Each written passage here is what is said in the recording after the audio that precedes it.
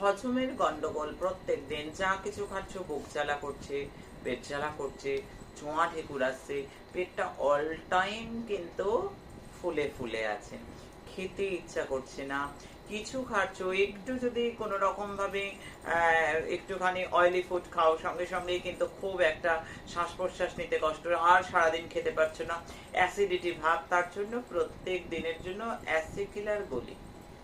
এটা অ্যাসিডিটি, অম্বল, বুক জ্বালা, চোঁয়া ঢেকু এবং পেট ফুলে যাওয়া, খাদ্যে দ্রব্যের প্রতি অনীহা, বেশ বেশ বারবার ঢেকুর দিচ্ছে, বমি বমি ভাব, সেখান থেকেও কিন্তু এই যে অ্যাসিকিলার, মারুভূমি অ্যাসিকিলার, এটা বিক্রি হয় না। এটা ভৈরবজির আদেশ করা ওষুধ। সেবার জন্য মানুষকে আয়োজন করে দেয়, বানিয়ে দিই মানুষ। কারণ আমি যে মা, বাজার এনে দিলে ছেলেরা যেমন মা রান্না করে দেয়, মা কি আর পারিশ্রমিক নেয় গো? মা কি আর বেতন নেয়?